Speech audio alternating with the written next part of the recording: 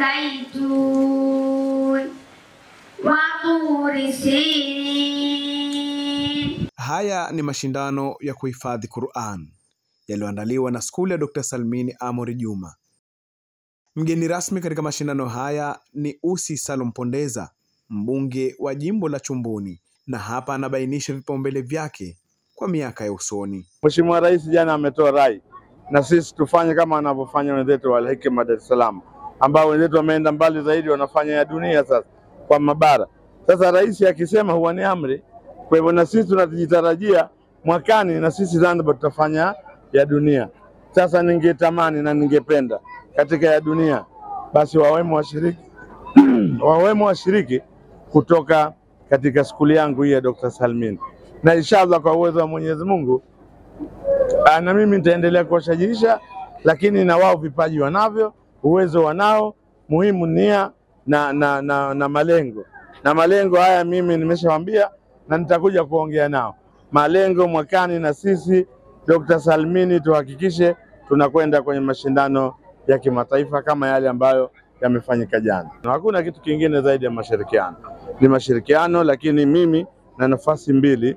Mwanzo mimi ni mwanachumbuni, lakini la pili mimi ni kiongozi wao. Mimi ni mbunge hapa wa jimbo hili. Lakini tukiacha haya tunarudi kwenye Uislamu, na Mwenyezi Mungu ametutaka tufanye nini, na mwezi huu ambao ndio mwezi ambao imeshuka Qur'ani, tumetakiwa tufanye ibada kwa zaidi. Kila tukiwa tunafanya ibada, kama tulikuwa tunafanya 5 basi tufanye 10. Na yeye Mwenyezi Mungu amesema tukifanya moja atatulipa 10 na kuna nyingine atatulipa zaidi, na kama alivyosema kwenye Qur'ani kuwa saumu ni yake na malipo anayajua yeye.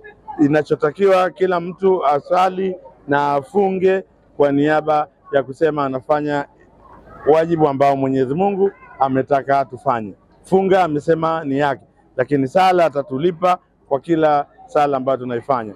Na mimi lengo kabisa la kuambia watu wa dawa wa skuli hii na kuwawezesha ni kuhakikisha tulipoanzia sipo tulipo. Mwakani mkija mtatukuta tuko mbele zaidi. Ikiwezekana hata juzuu 20 tutafika mwakani. Washiriki wa mashindano hayo wanaelezea namna walivyojiandaa kuelekea kwenye mashindano hayo na mustakabali wao kwenye siku za usoni. Jina langu ni Jamila Juma Mgeni, nimeshiriki juzuu 12 na nimetokea wa kwanza. Natarajia mwakani nitaendelea kushiriki na natarajia kushiriki juzuu kubwa zaidi kuliko hii ya leo. Na natumai nitatokea pia mshindi wa kwanza biidhnillah. Wanafunzi wazangu na washauri wasome hususan kitabu cha Allah Subhanahu wa Ta'ala, kwa sababu ndio muongozo unaotuongozea katika maisha yetu ya kila siku. Kwa hiyo nawashauri nao waendelee kusoma Qur'ani na wahifadhi pia. Naitwa Hamis Bakari Hamis, nimeshiriki juzuu 1. Mwakani nategemea kushiriki juzuu 2 nadhani. Malengo yangu ni kuwa tuendeleze bidii zetu tu kama wanafunzi. Tusirudi nyuma, tuendelee kwenda mbele tu.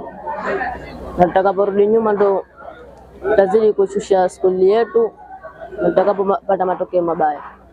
Siku zote panapo mafanikio hapakosi changamoto. Zifuatazo ni baadhi ya changamoto zinazotukabili katika uendeshaji wa kamati ya Ahlu Da'wa.